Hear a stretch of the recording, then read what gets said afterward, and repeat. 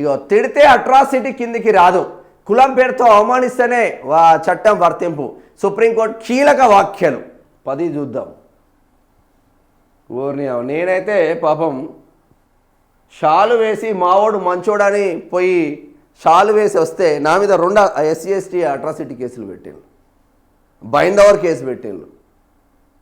So 1 year bind over case పెట్టిండు, ₹1,00,000 పూచికత్తు bind over case పెట్టిండు.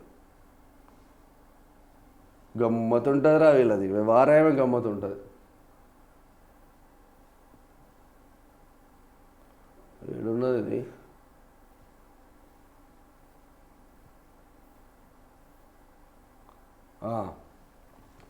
తిడితే అట్రాసిటీ కిందికి రాదు, కులం పేరుతో అవమానిస్తే చట్టం వర్తింపు, సుప్రీంకోర్టు కీలక వ్యాఖ్యలు. కేవలం తిడితే అది SC ST అట్రాసిటీ కిందికి అట్రాసిటీ చట్టం కింద నేరం అవ్వదని సుప్రీంకోర్టు వెల్లడించింది. బాధితుడిని కేవలం కులం పేరుతో అవమానించారని చూస్తేనే ఈ చట్టం అమలవుతుందని అత్యున్నత న్యాయస్థానం పేర్కొంది. బీహార్కు చెందిన కేశవ్ మహాతేకు SC వర్గానికి చెందిన మరో వ్యక్తితో గొడవ జరిగింది. దీనిపై SC ST చట్టం కింద కేసు నమోదైంది. విచారణ కోసం ట్రయల్ కోర్టుకు రావాలని ఆదేశించగా ఈ విషయంలో జోక్యం చేసుకోవాలని, తనపై తప్పుడు కేసు పెట్టారని పాట్నా హైకోర్టులో మహాతో పిటిషన్ వేశారు. ఈ పిటిషన్ను హైకోర్టు కొట్టివేయడంతో అతను సుప్రీంకోర్టు మెట్లెక్కారు.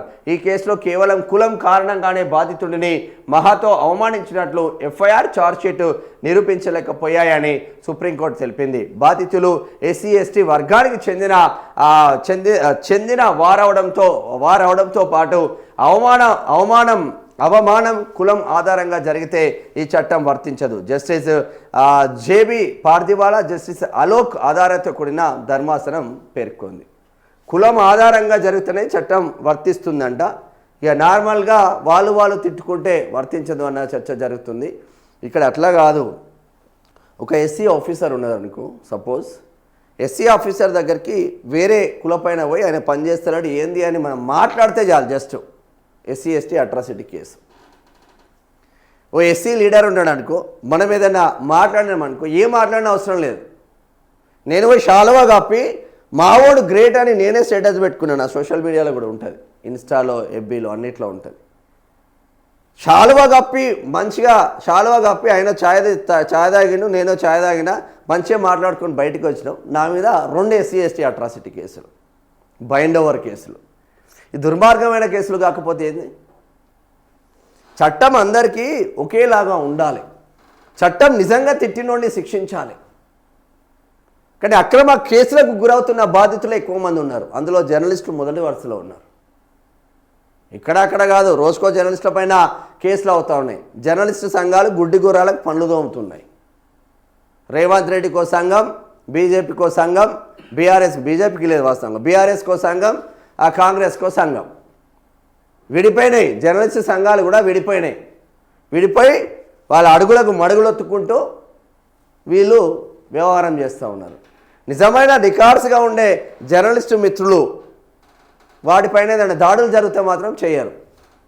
ఎన్టీవీ అప్పుడు ఒకటే చర్చలిగా, ఎన్టీవీ ఏమైంది? NTV case ఎటువైంది?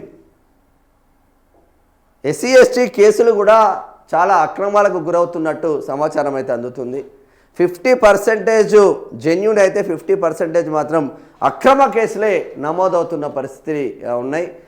గణాంకాల ప్రకారం SC ST కేసులు ఎవరిపైన ఎక్కువగా నమోదవుతున్నాయి అంటే BC బిడ్డలపైన ఎక్కువగా నమోదవుతున్నట్టు సమాచారం అందుతుంది. జర చూసుకోండి. మళ్ళీ SC ST BCలందరూ ఒకటే, మనం కలిస్తేనే కదా రాజ్యాధికారం అని మన లీడర్లే చెప్తూ ఉంటారు. కానీ మళ్ళా ఆ SC ST కేసులకు, అక్రమ కేసులకు గురయ్యేది మాత్రం నా BC బిడ్డలే.